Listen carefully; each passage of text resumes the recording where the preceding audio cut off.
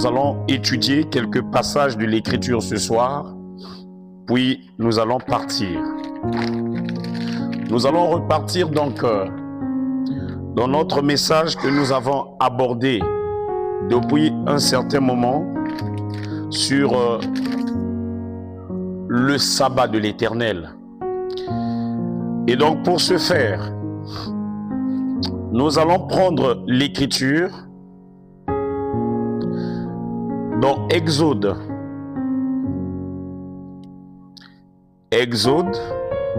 chapitre 31, le verset 13, jusqu'au verset 15, sinon 16.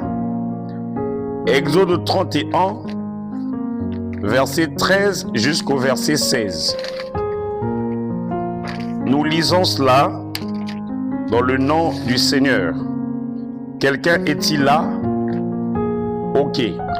Parle aux enfants d'Israël et dis-leur, vous ne manquerez pas d'observer mes sabbats, car ce sera entre moi et vous et parmi vos descendants un signe auquel on reconnaîtra que je suis l'Éternel, entre parenthèses, Yahvé, qui vous sanctifie.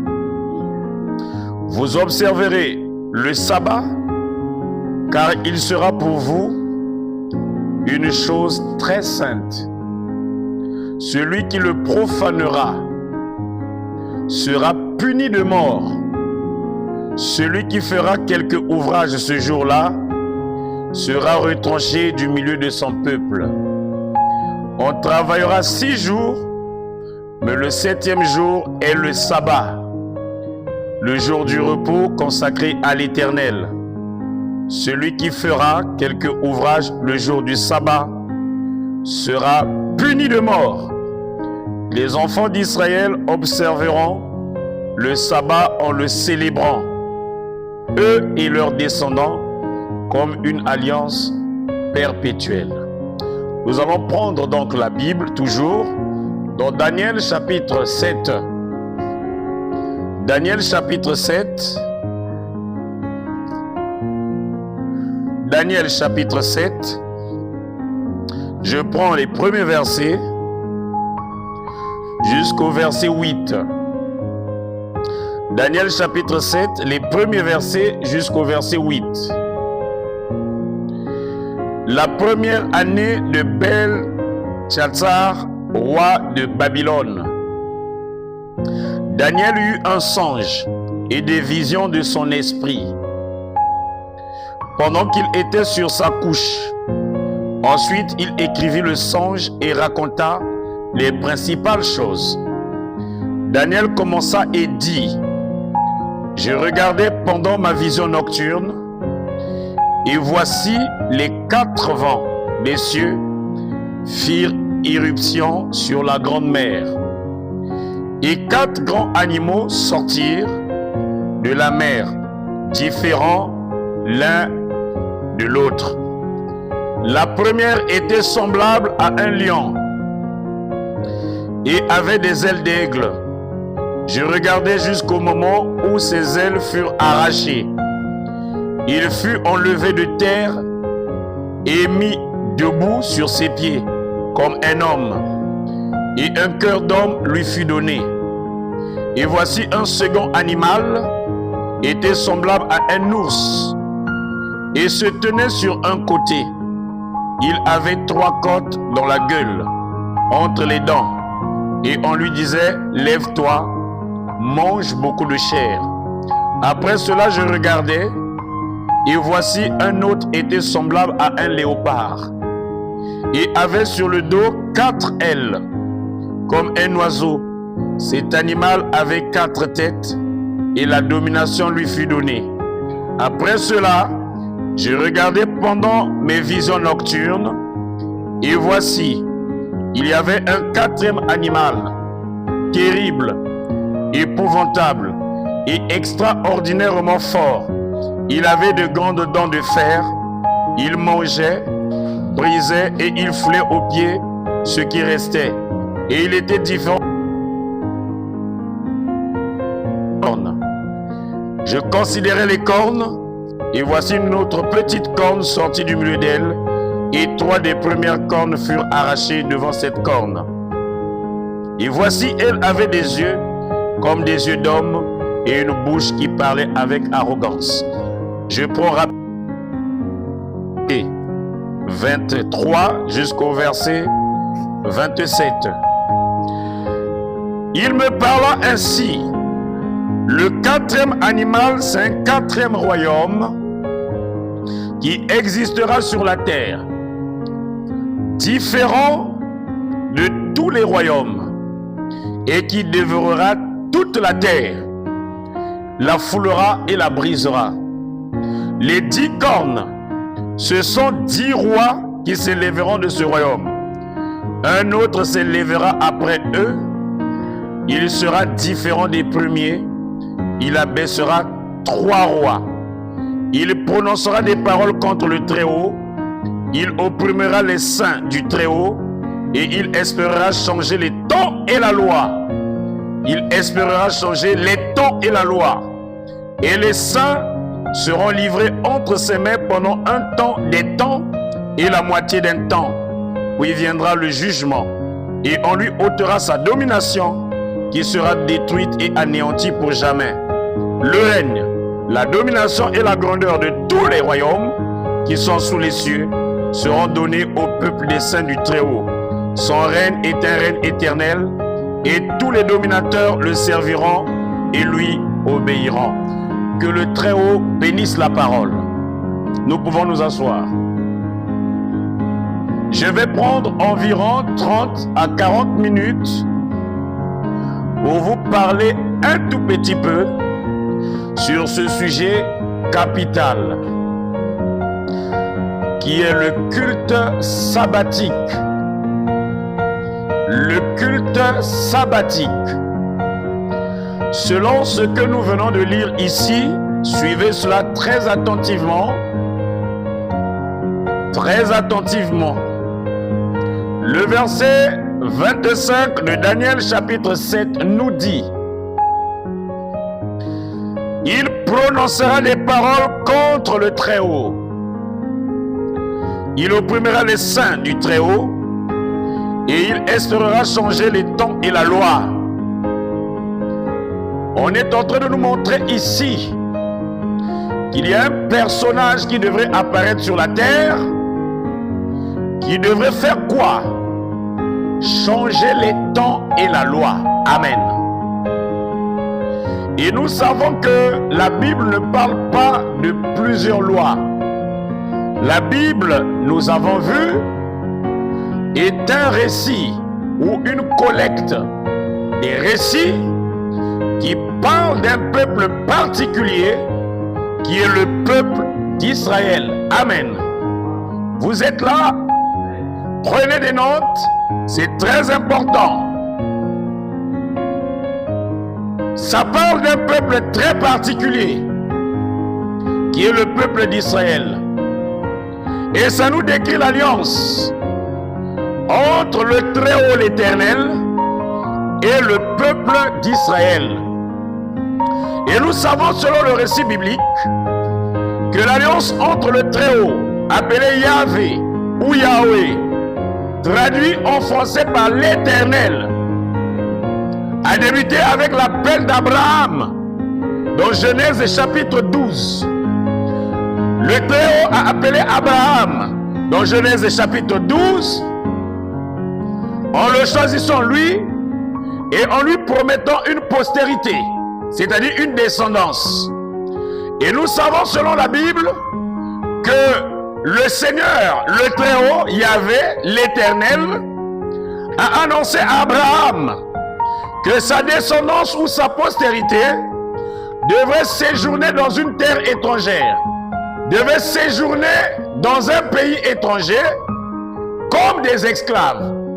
Et 400 ans plus tard, quand l'iniquité des Amoréens devait atteindre son comble, il devait être délivré. Et nous avons vu que Abraham a donné le fils de la promesse qui est Isaac. Après Isaac fut engendré Jacob, en hébreu Yaakov.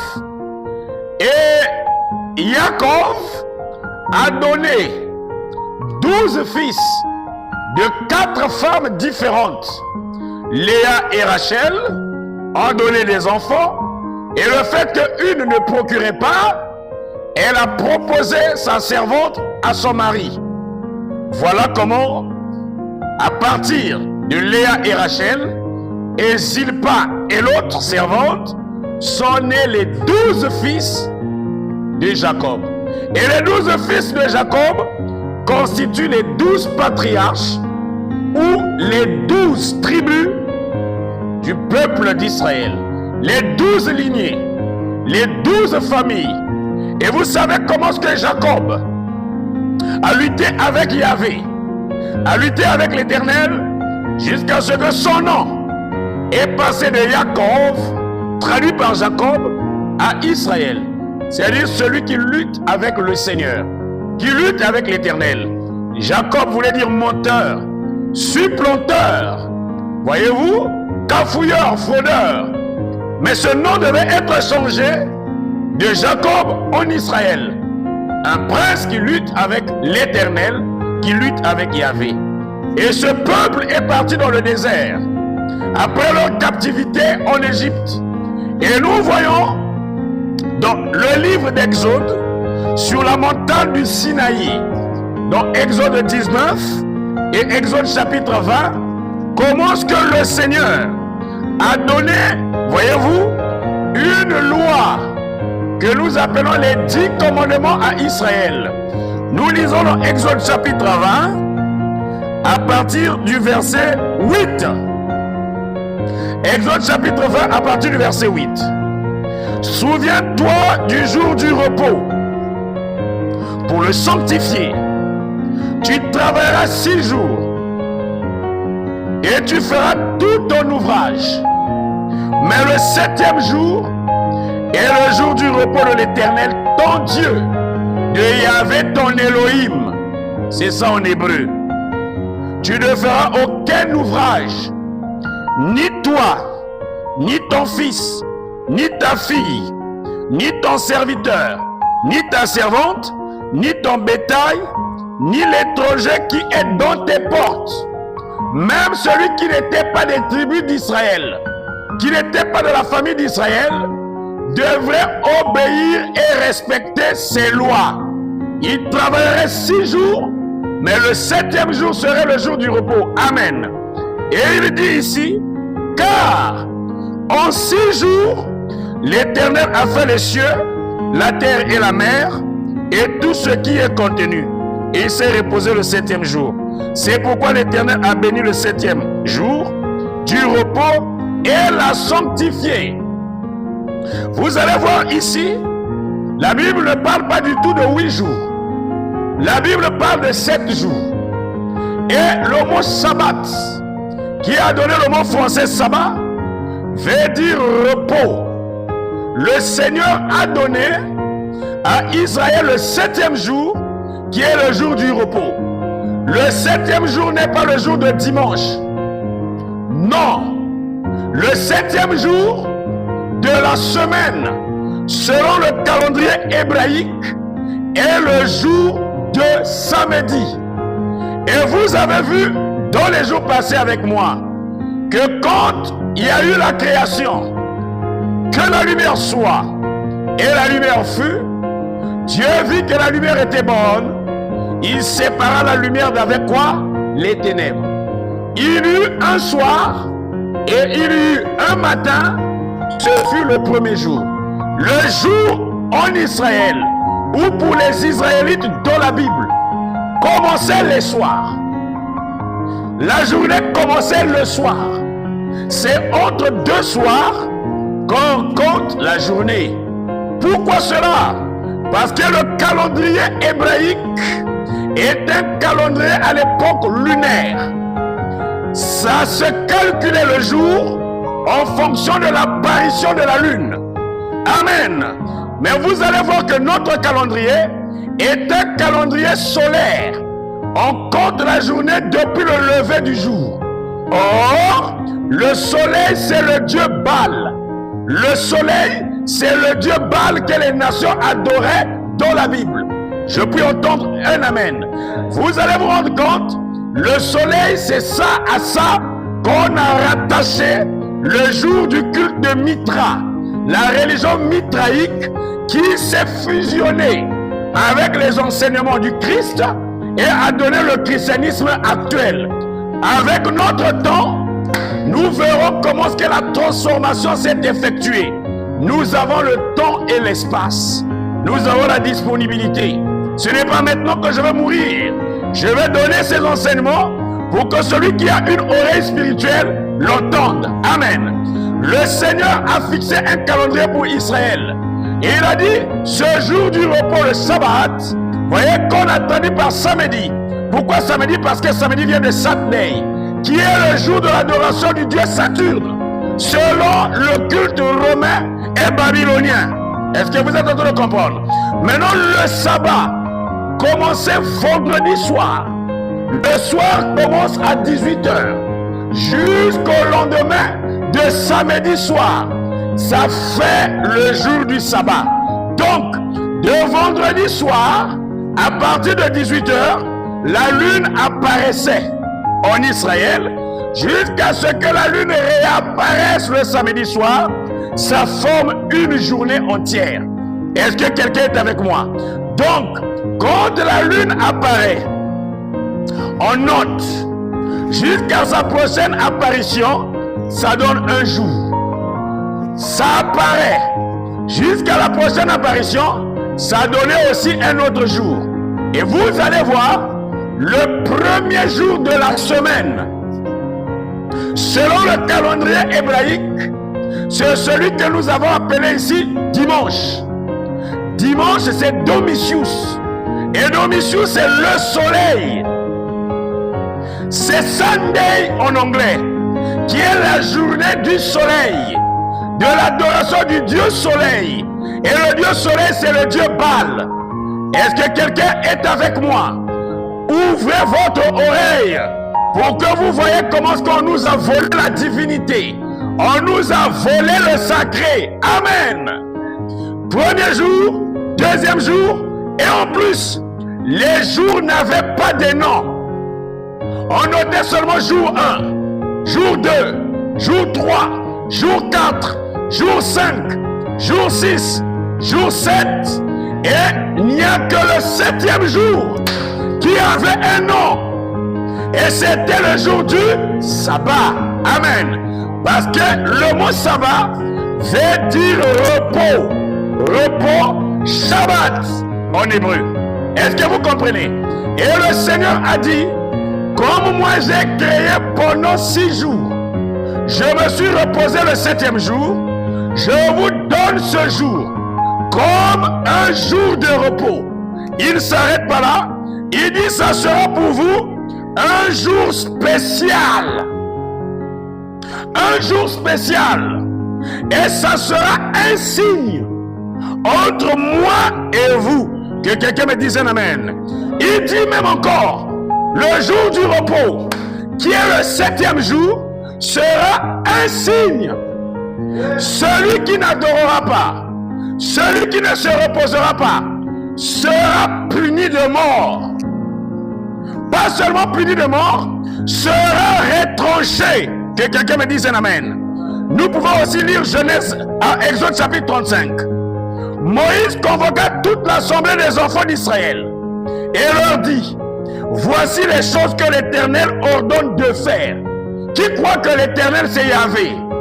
Bien, on travaillera 6 jours, mais le 7e jour sera pour vous une chose sainte. C'est le sabbat, le jour du repos, consacré à l'Éternel. Celui qui fera quelque ouvrage ce jour-là sera puni de mort. Vous n'allumerez point de feu dans aucune de vos demeures le jour du sabbat. Moïse parla à toute l'assemblée des enfants d'Israël et dit, voici ce que l'Éternel a ordonné. C'est l'Éternel. Et Malachie 3 dit, je suis l'Éternel, je ne change pas. Et s'il ne change pas, c'est que sa parole ne peut pas changer. Sa parole ne peut pas faillir. Mais qu'est-ce qui est arrivé? pour que nous n'adorons plus les jours de samedi. C'est ce qui s'est produit selon la prophétie de Daniel chapitre 7, verset 25. Au début de Daniel 7, on nous parle que Daniel a eu une vision et 4 grands animaux sont sortis de la grande mer. La mer là dont on parle, c'est la mer Méditerranée. Voyez? Et la mer, les eaux, représentent des populations, représentent des mondes, représentent des civilisations, représentent des nations. Donc, au milieu des hommes, étaient sortis 4 grands animaux. C'est la mauvaise interprétation de ces versets qui ont commencé à donner aux gens des prédications mythologiques, où on commence à montrer les démons qui apparaissent en forme de tigre, en forme de ceci. Non, les animaux là, la Bible a donné l'interprétation. C'était 4 grands royaumes qui devraient apparaître sur la terre. Et nous avons mis en relation les 4 grands royaumes avec la vision de Nebuchadnezzar, le songe de Nebuchadnezzar, le roi de Babylone. Que quelqu'un dise Amen. Nous avons mis cela en relation avec Daniel chapitre 2. Si vous voulez comprendre Daniel chapitre 7 et ce que ça veut dire, vous devez mettre ça en liaison avec Daniel chapitre 2. Daniel chapitre 2 nous parle de quoi? Le roi Nebuchadnezzar, roi de Babylone, a fait un songe. Et le songe était découpé par différentes parties. L'interprétation de ce songe nous dit que chacune des parties représentait des royaumes. Et nous avons vu, depuis Nebuchadnezzar, le premier royaume qui a investi la terre, c'est le royaume de Babylone. Le deuxième royaume, c'est le royaume perse, les Mèdes et les Perses, qui aujourd'hui c'est l'Iran et l'Inde. Est-ce que vous comprenez ça? Et nous avons le troisième royaume, qui était la Grèce antique, le royaume d'Alexandre le Grand, qui plus tard s'est même divisé en 4 parties. Après le royaume d'Alexandre le Grand, autour de l'an 27, avant Jésus-Christ, c'est l'Empire romain qui est venu et qui a commencé à gouverner la terre. L'Empire romain est parti de ce qu'on appelait la République romaine et passé à l'Empire. Qu'est-ce que l'Empire?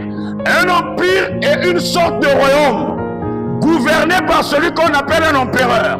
Le mot empereur vient du grec imperator. Ça veut dire celui qui incarne le pouvoir religieux et le pouvoir, voyez-vous, politique. C'est quelqu'un qui est considéré comme Dieu. Un empereur, c'est quelqu'un qui est considéré comme qui? Comme qui? Et l'Empire romain est le 4e royaume qui devait exister sur la terre. Et ce royaume-là devait faire quoi? La Bible dit, ce royaume avait 10 cornes. Et au milieu des 10 cornes, une petite corne est apparue. Et à partir de cette petite corne, 3 autres cornes ont été abaissées. Amen. Et on nous montre que la petite corne parlait avec arrogance. La petite corne était orgueilleuse. Et au verset 25 de Daniel chapitre 7, on nous montre que la petite corne devrait changer la loi et les temps. Oh, Dieu n'a pas de loi. Yahvé n'a pas de loi. Il n'a qu'une seule loi. C'est la loi qu'il a donnée à Israël dans le désert de Sinaï, sur le mont Horeb. Là où il a donné les 10 commandements. Il a donné des préceptes. Il a donné, voyez-vous, des lois à son peuple. Et c'est sur la base de ces lois que Israël était en connexion avec Yahvé. Quand Israël blanchait, s'écartait de ces lois, à ce moment, ils avaient des problèmes. Ils devenaient esclaves. On les attaquait. Ils n'avaient plus la paix. Les maladies descendaient sur eux. On les pillait. Je vais entendre un amen. La victoire d'Israël, alléluia, dépendait de son attachement à la loi. Ta victoire dépend de ton attachement à la parole. Mais on nous annonce ici que la loi et les temps devaient être modifiés. Lisons Exode 12. Israël sort de l'Égypte. L'Éternel dit à Moïse et à Aaron dans le pays d'Égypte, ce mois-ci, sera pour vous le premier des mois. Attention, ça prépare un autre culte, un autre enseignement. Si l'Éternel y avait dit, ce mois-ci sera pour vous le premier des mois, c'est qu'Israël avait un autre calendrier avant. Oh, alléluia! Israël utilisait alors quel calendrier? Puisque ici, l'Éternel introduit le calendrier israélite. Il introduit le calendrier juif. Je tiens à te rappeler. Il dit ceci. Ceci sera pour vous le premier des mois. Il sera pour vous le premier des mois de l'année. Le mois qui est le mois de Nissan, où Israël est sorti de la captivité en Égypte, la nuit, en célébrant la Pâque, tu suis sa sœur Grâce, était le premier mois. Maintenant donc, vous devez mettre dans votre tête, depuis là où l'Éternel parle du calendrier, fixe le premier mois, et jusqu'à la création d'Adam, c'était un autre calendrier. Oui, voilà là où les hommes ont raté la chose. Parce que si je fonde mon calendrier maintenant, ça veut dire que le temps va être compté à partir de ce calendrier. Maintenant, avant ça, on utilisait alors quel calendrier? C'est qu'il y avait un autre système de comptage. Que quelqu'un me dise un amen. Parce que j'introduis ça, nous remonterons jusqu'à la création d'Adam. Tel que demain nous allons découvrir qui sont les dieux de la Genèse. Et on va mettre ça en connexion avec l'origine de la race noire. Oh, c'est merveilleux. C'est vraiment béni. Pourquoi devons-nous adorer le Seigneur? Pourquoi devons-nous être attachés à la parole, attachés à la Bible? Pourquoi certains disent que la Bible est un livre des Blancs? Pourquoi d'autres disent la Bible n'est pas notre livre? Pourquoi certains disent que ça c'est seulement pour les Israélites? Pourquoi tout ce que nous entendons? Parce que nous n'avons pas eu le temps de nous asseoir et étudier la parole de Dieu. Je vais entendre un amen. Nous n'avons pas eu le temps. La prophétie a annoncé que la loi, tu suis sa sœur Esther, la loi et le temps devaient être modifiés. Et le quatrième royaume, c'était quel royaume? L'Empire romain est le quatrième royaume. Maintenant, regardez ce qui se passe. Devait modifier la loi et le temps. Nous retrouvons cet empire-là dans Apocalypse chapitre 11 et 12. Passons là rapidement avant que je ne termine. Apocalypse chapitre 11 et 12. J'allais dire 12 et 13, s'il vous plaît. Apocalypse chapitre 12 et 13. Nous allons lire très vite et puis nous ferons le commentaire dans les jours à venir. Un gros signe parut dans le ciel. Une femme enveloppée du soleil, la lune sous ses pieds et une couronne de 12 étoiles sur sa tête. Israël avait combien de tribus? Combien de tribus? Bien, notez ces nombres. 12, 10 cornes, 12 tribus. Et il est dit, elle était enceinte. Et elle criait étant en travail et dans les douleurs de l'enfantement. Un autre signe parut encore dans le ciel. Et voici, c'était un grand dragon rouge. Rouge ici, c'est pas rouge de la couleur. Mais rouge ici, c'est rouge de la colère. Un dragon qui était comment? Furieux. Un dragon qui était comment? En colère. On dit ici, ayant combien de têtes? 7 têtes. Et combien de cornes? 10 cornes. Et sur ces 7 têtes, 7 diadèmes. La bête que nous avons eu à voir dans Daniel 7, avec combien de cornes au départ? 10. Et une autre était apparue. Donc le total devait faire combien? 11. Et 3 furent détruites. 3 furent abaissées. Donc il reste 7 plus 1. Est-ce que vous comprenez? J'anticipe déjà. Quand Jésus vient, le trône de David, là où Jésus devait occuper, était occupé par un roi. Le roi que soit l'appelait qui? Le roi Hérode. Vous devrez lire la Bible. Vous verrez ça dans Matthieu chapitre combien? 2. Quand Jésus est né, les masses sont venus pour l'adorer. Et Hérode dit, allez vérifier Si réellement il est né, venez m'informer.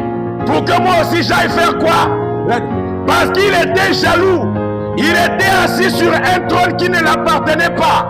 Et donc la petite corne dont parle Daniel chapitre 7, c'est le trône d'Hérode. C'est le règne d'Hérode. Découvrons ça. Sa queue entraînait le tiers des étoiles du ciel et les jetait sur la terre. Le dragon se tint devant la femme qui allait enfanter, afin de dévorer son enfant lorsqu'elle aurait enfanté. Elle enfanta un fils. N'est-ce pas qu'Israël enfantait un fils qu'on appelle le fils de Dieu? La femme là enfanta un fils qui doit paître toutes les nations, qui doit gouverner toutes les nations. Qui gouvernera toutes les nations? Et il est dit ici, avec une verge de fer. Et son enfant fut enlevé vers Dieu et vers son trône. Et la femme s'enfuit dans le désert où elle avait un lieu préparé par Dieu afin qu'elle y soit nourrie pendant 1260 jours. Nourrie pendant combien de temps? 1260 jours. Et il y eut une guerre dans le ciel. C'est pas le ciel d'en haut là-bas. On expliquera ça. Michel et ses anges combattirent contre le dragon, et le dragon et ses anges combattirent. Mais ils ne furent pas les plus forts, et leur place ne fut plus trouvée dans le ciel. Et il fut précipité. Voyez-vous, précipité veut dire chasser. Voyez, chasser avec empressement. Il fut précipité. Le grand dragon.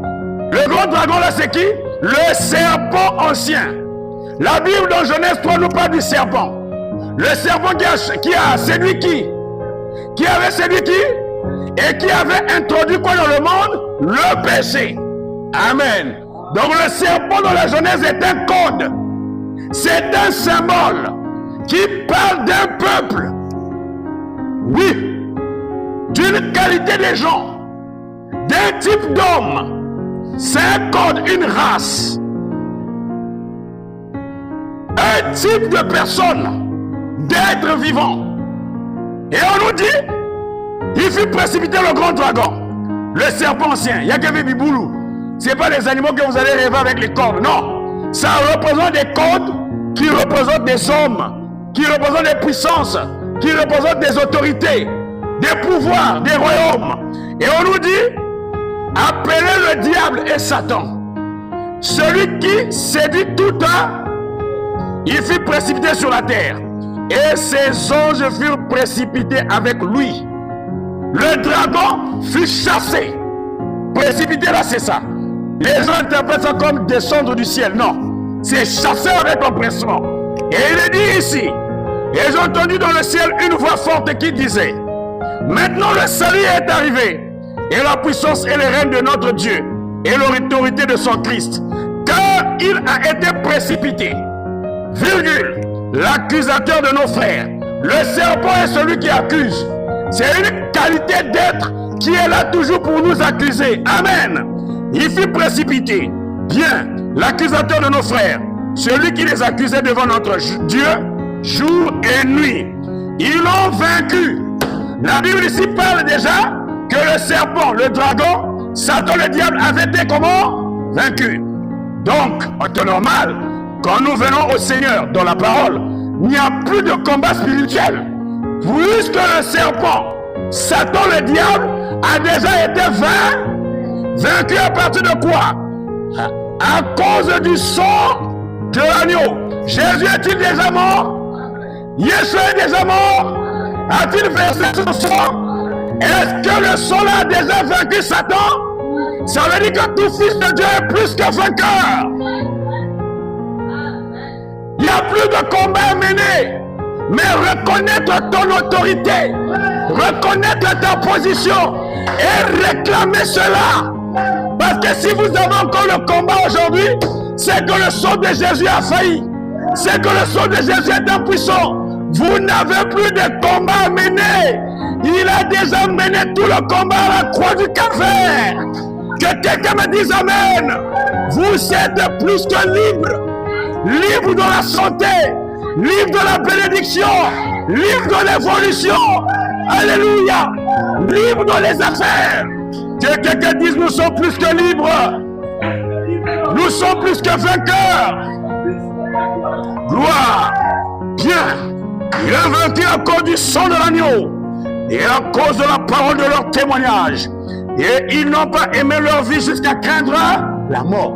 Un chrétien, alléluia, n'a pas peur de la mort. Quand tu as déjà accepté le sang de Jésus, tu es plus que vainqueur. Même quand la mort s'approche, dis-lui, viens, je n'ai pas peur de toi. Un chrétien ne doit pas trembler devant la mort. Si tu crains et tu trembles, c'est que tu annules l'efficacité du sang de Jésus pour toi. Est-ce que c'est vrai? C'est pourquoi, puisqu'on n'a plus crainte, on ne doit plus avoir peur. C'est pourquoi, réjouissez-vous cieux. Le ciel est dans la joie depuis que Jésus est mort et que son sang a été versé. Et vous qui habitez dans les cieux, on nous révèle ici qu'il y a des êtres qui habitent où? Qui habitent où? Il est dit, malheur à la terre et à la mer. Car le diable est descendu vers qui? Vous, animés d'une grande, sachant qu'il a peu de temps. Alléluia! Si aujourd'hui la terre souffre, c'est parce que c'est Satan qui règne dessus. Si aujourd'hui nous avons des problèmes, c'est parce que Satan règne dessus. Et regardez, la Bible dit, il a voulu donner le royaume même à Jésus. Il a dit, si tu m'adores, si tu t'inclines devant moi, je te donnerai tous ces royaumes. Voilà pourquoi vous voyez, les conditions deviennent difficiles. Les politiciens nous rendent la vie difficile pour que nous les adorons, pour que nous les inclinons devant eux et qu'ils nous livrent le royaume de l'enfer, le royaume des ténèbres. Malgré la famine, malgré la galère, je ne serai jamais franc-maçon. Je ne serai jamais magicien. Est-ce que c'est la vérité? Parce que j'ai déjà fait un choix. C'est de livrer ma vie à Yeshua. Que quelqu'un me dise un amen. Il est dit, quand le dragon, qui est Hérode, et sa descendance, vit qu'il avait été précipité sur la terre, il poursuivit la femme qui avait enfanté l'enfant mâle. Et les deux ailes du grand aigle furent données à la femme, afin qu'elle s'envole au désert, vers son lieu, où elle avait été nourrie pendant un temps des temps et la moitié d'un temps, loin de la face du serpent. Écoutez. Et de sa bouche, le serpent lança de l'eau comme un fleuve derrière la femme, afin de l'entraîner par le fleuve. Et la terre secourut la femme, et la terre ouvrit sa bouche et engloutit le fleuve que le dragon avait lancé de sa bouche. Et le dragon fut irrité contre la femme, et il s'en alla faire la guerre au reste de sa postérité, à ceux qui gardent les commandements de Dieu et qui ont le témoignage de Jésus. Et il se tint sur le sable de la mer. Dieu avait dit à Abraham, je te donnerai une postérité, et cette postérité sera nombreuse. Nombreuse comme quoi? Les étoiles du ciel. On a vu la femme enveloppée des étoiles. Est-ce que c'est vrai? Et il avait dit aussi comme le sable de là. Donc c'est le diable, la puissance romaine, la puissance diabolique de l'Empire romain qui était assis et s'est tenu debout sur le royaume juif, sur le peuple d'Israël, persécutant, tuant. C'est ce qu'on nous montre dans Apocalypse chapitre 13. Puis je vis monter de la mer. Daniel avait vu là-bas quoi? La mer. Est-ce que c'est vrai? Daniel avait vu quoi? La mer. Et de la mer étaient montrés combien des animaux? 4. Et Jean aussi fait la même vision. Je vis monter de la mer une bête qui avait combien de cornes? 10 cornes. Et combien de têtes? 7 têtes. Et sur ces 10 cornes, 10 diadèmes. Et sur ces têtes, et noms de blasphème. Les noms de blasphème sur ces têtes. Il dit, la bête que je vis était semblable à un léopard. Ses pieds étaient comme ceux d'un ours, et sa gueule comme une gueule de lion. Le dragon lui donna sa puissance. Je vous ai montré que le dragon, c'est la petite corne de Daniel 7, qui donna le pouvoir à qui? À Rome. Voilà pourquoi c'est Israël qui s'est lié à Rome pour tuer Jésus. C'est Hérode qui a livré Jésus aux Romains. Voyez? Et il a donné le pouvoir à la bête. Et il a dit ici, oui, le dragon lui donna sa puissance et son trône. Et une grande autorité. L'Empire romain n'avait pas l'autorité religieuse. L'Empire romain n'avait pas le pouvoir sur la parole. Mais c'est Israël qui le lui a donné par des alliances. Voyez-vous? On nous a dit que c'est ce quatrième royaume qui devrait faire quoi? Ce quatrième royaume qui devrait changer quoi? La loi est quoi? Et les temps. Amen. On dit, j'ai vu l'une de ses têtes comme blessée à mort, mais sa blessure mortelle fut comment? Guérie. Et toute la terre était dans l'admiration derrière la bête. Ils adorèrent le dragon parce qu'il avait donné l'autorité à qui? À la bête. Ils adorèrent la bête en disant qui est semblable à la bête et qui peut combattre contre elle. Et il lui fut donné une bouche qui proférait des paroles arrogantes. La petite corne dont Daniel 7 faisait quoi? Proférait des paroles à...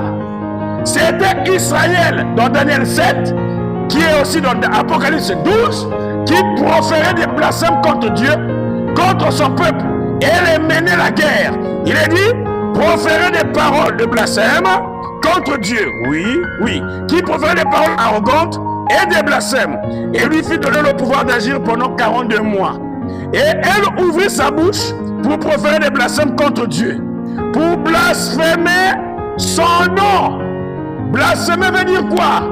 Rire, maudire, salir, insulter. Voilà pourquoi vous voyez que le nom du Seigneur, qui en hébreu ne pouvait pas être traduit, voyez-vous, parce qu'un nom ne se traduit pas. Il s'appelle Yeshua. Yeshua. Mais pour désacraliser le nom du Sauveur, ils l'ont traduit en Jésus. Jésus est différent de Yeshua. Nous verrons ça dans les jours à venir. Nous avons dit Mbemba. Peu importe le lieu où tu vas, peu importe la langue, Mbemba restera toujours qui? Amen. Jean, c'est français. Mais en hébreu, c'est Yohane. Yohane n'est pas Jean. C'est comme Moïse. N'existe pas. Moïse est français. Mais celui qui est de la Bible, c'est Moshe. Donc Moïse et Moshe, c'est pas la même chose. Et ces actes-là, on les appelle les transcriptions ou des translittérations. Ça déforme les noms. Ça modifie les noms. Or, vous savez que derrière le nom, il y a un pouvoir. Pourquoi ceux qui ont fait les camons, ont fait des fétiches, ont touché au totem, quand ils sont en danger, ne crient pas n'importe quel nom. Il y a un nom qu'ils crient. Ils peuvent dire « Ah, Makama Sangi ». Quelque chose se fait. Parce qu'il y a un pouvoir dans le nom. Même ton nom biologique a un pouvoir. Le nom d'un mari, quand tu le donnes à sa femme par le lien du mariage, ça transmet le pouvoir du mari à la femme. Voilà que quand le mari n'est pas, la femme peut agir à sa place. Est-ce que c'est la vérité? Que quelqu'un me dise un amen. Et on nous dit, oui. Elle ouvrit sa bouche pour proférer des blasphèmes contre Dieu, pour blasphémer son nom et son tabernacle. Blasphémer quoi? Dieu d'abord. Parole arrogante. Pour insulter qui? Dieu. Oh, le Dieu de la Bible, c'est le Dieu de quel peuple? Bannir le Dieu d'Israël. Ça veut dire introduire d'autres dieux. Et on dit ici, blasphémer son nom. Blasphémer quoi? Donc, salir son nom. Il avait un nom, Yahweh. Et on interprétait ça de plusieurs manières. C'est la prophétie. Et on nous dit aussi, et son tabernacle. Dieu avait comme le tabernacle, qui est le temple d'Israël, le temple de Jérusalem. Il n'a pas dit blasphémer ses tabernacles ou blasphémer ses églises. Voilà pourquoi dans le Nouveau Testament, il n'est plus question des bâtiments humains. Il a dit le Très-Haut n'habite pas dans ce qui est fait des mains, mais tu m'as formé un corps. Et la Bible dit votre corps est le temple du... Et le mot temple veut dire tabernacle.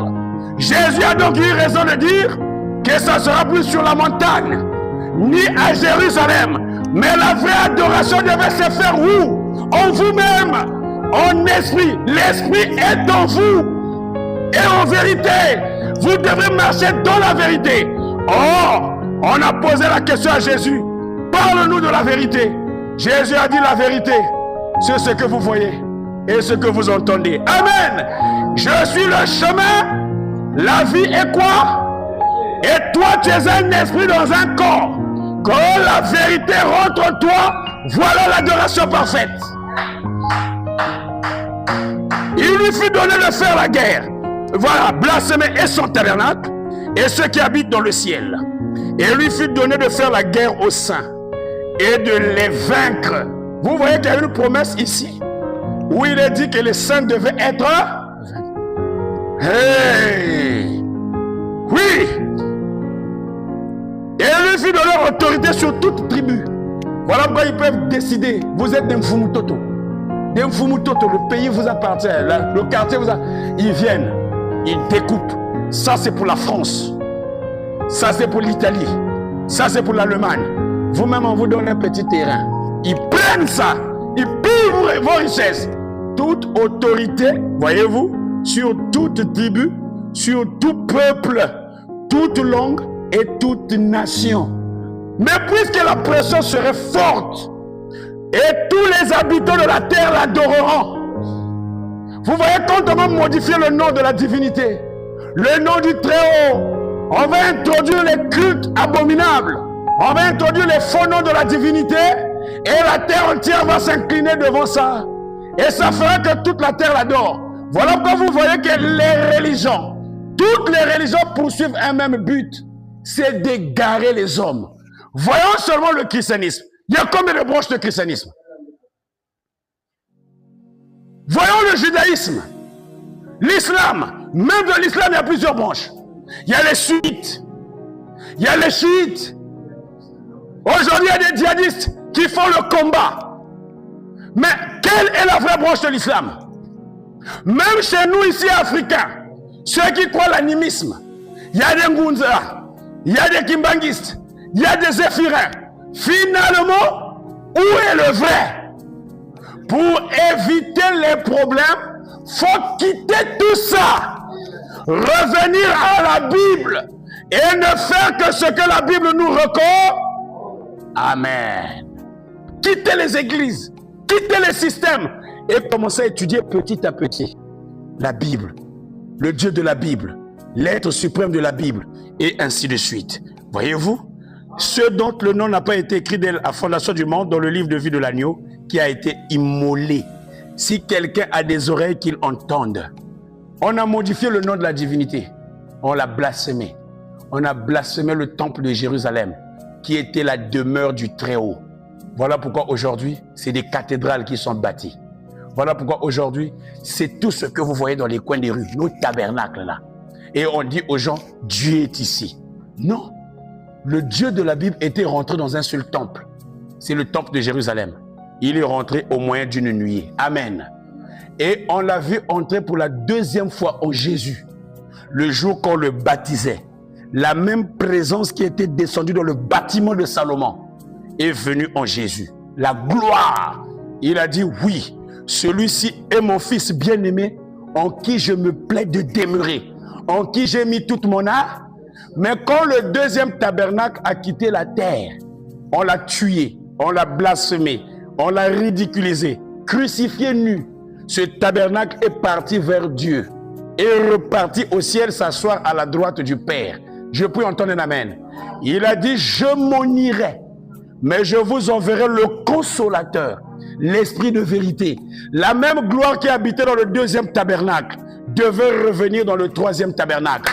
Or, la Bible dit, la gloire du troisième temple ne devait pas être comparée à celle du second temple. La gloire de Dieu dans nos corps est plus forte que sa gloire dans le corps de Jésus. Voilà pourquoi Jésus a dit, les œuvres que je fais, vous les ferez aussi et même davantage. Ça voulait dire quoi? Là-bas, il était seul. Il ne pouvait pas faire beaucoup de choses à la fois. Mais aujourd'hui, quand un peuple est uni, alléluia, dans une confiance absolue, dans un amour intime, il dit, aimez-vous les uns sans suspicion, sans hypocrisie. La gloire de la Shekinah qui était rentrée au temple de Salomon vient en vous. Quand ça vient en vous, il guérit les malades, il chasse les démons, il donne le travail aux gens, il change les vies, il guérit les cancers, les femmes stériles reçoivent les enfants, il apporte l'amour, il vous scelle par le baptême du Saint-Esprit et vous devenez des êtres nouveaux. Pas seulement des êtres nouveaux, mais des dieux sur la terre. Et voilà pourquoi vous allez voir, quand Jésus est venu, Jésus adorait les jours du sabbat. Je suis en train de chuter. Il adorait vendredi soir jusqu'à samedi soir.